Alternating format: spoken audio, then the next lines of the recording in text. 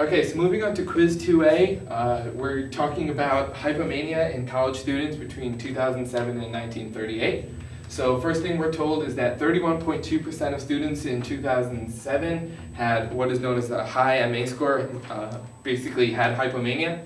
So we draw a picture, we know that it's normally distributed, so we draw this picture and we get that the mean is, this is the mean for 2007, and we know that it was lower in 1938.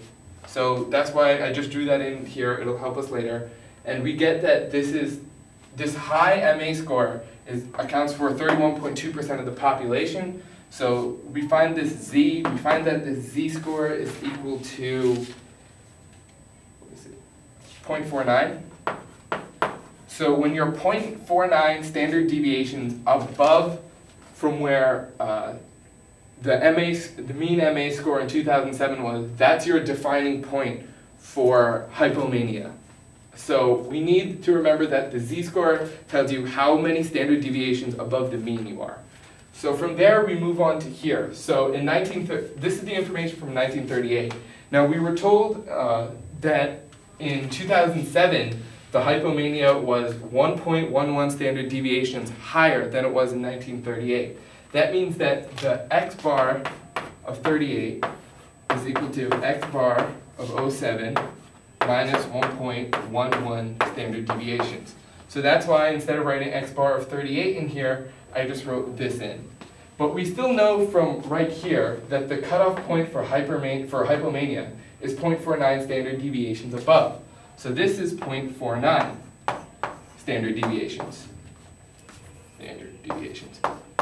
So if this is 1.11 standard deviations below, so you sum these up, 1.11 plus 0.49.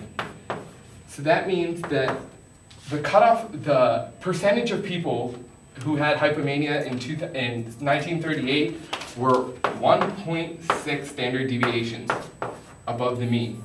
So when you convert that, you look that up in a Z-score, in the Z table, and you get that the percentage of students in 1938 who had it were 5.5%.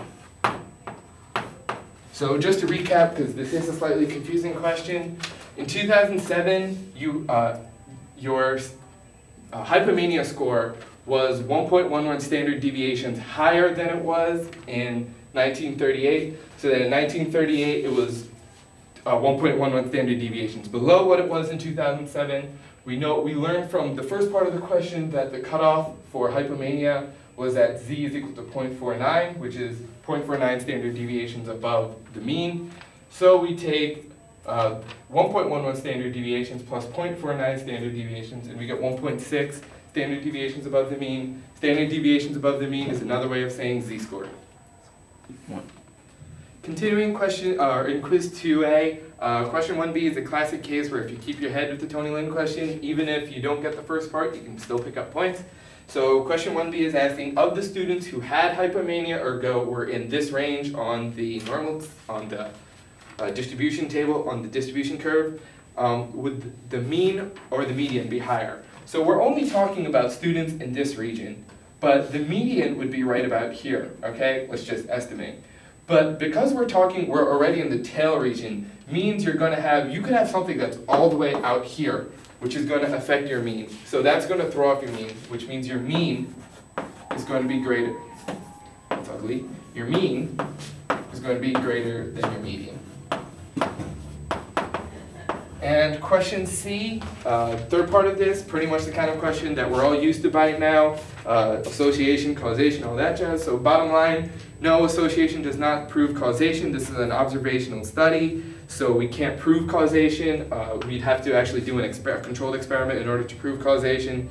And possible alternative reasoning. In 2007, more students are going to college, so professors feel the need to make the classes harder in order to differentiate good students from bad students, and that's why students are having a harder time and suffering from hypomania more.